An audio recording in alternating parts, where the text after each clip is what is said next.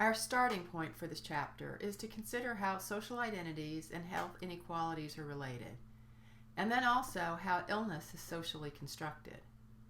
The idea of who is healthy and who is sick, these are not simply objective categories. Health is more or less a continuum of many different characteristics that we might consider. Diseases are only diseases because we label them as such. Some theorists would argue that there's no such thing as mental health, and to create such a label misleads us about the human condition. To what extent a disease is something is arguable.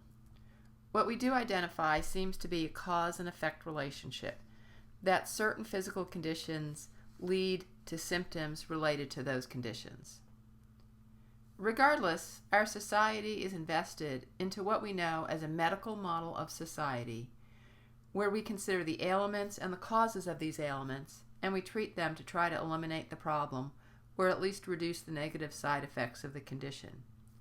The point is that our American society is heavily invested in this medical model, and it comes at a great economic cost to society. Early in the chapter, Newman discusses how we socially construct illnesses, and the notions of health and illness is shaped by our individual culture. While there can be vast differences between Eastern and Western medicine, there can also be big differences in whose disease is treated by American medicine versus treatment that might be received in Europe. We create categories of symptoms, and these are agreed upon by the medical community. That is what I mean when I refer to diseases as taxonomies in the preceding slide.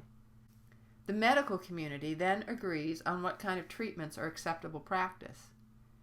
American medicine is highly aggressive in testing and treatment. If you were to compare American and British practices, which often draws on the same research as the basis for determining how to treat a patient, you would find that the British patient is less likely to have routine examinations, half as many x-rays, and less likely to have surgeries. The guiding principle in Britain is, when in doubt, do nothing.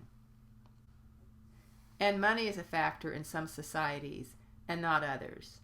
Those societies that have socialized medicine, the hospitals do not charge, and they're funded by the government.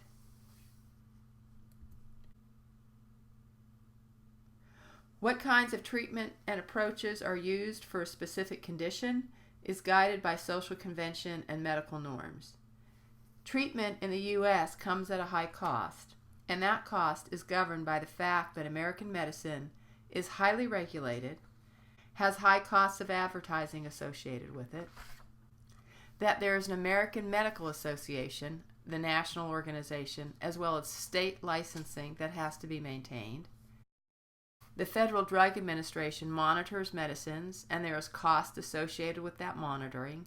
Consumer groups put pressure on the healthcare providers and those that produce medical goods. The legal system has a cost associated with it. Research and development comes at a cost, and there is cost that is governed by research standards. And finally, our system of insurance does not allow for an entirely free market system. There is generally not a competitive approach to pricing services.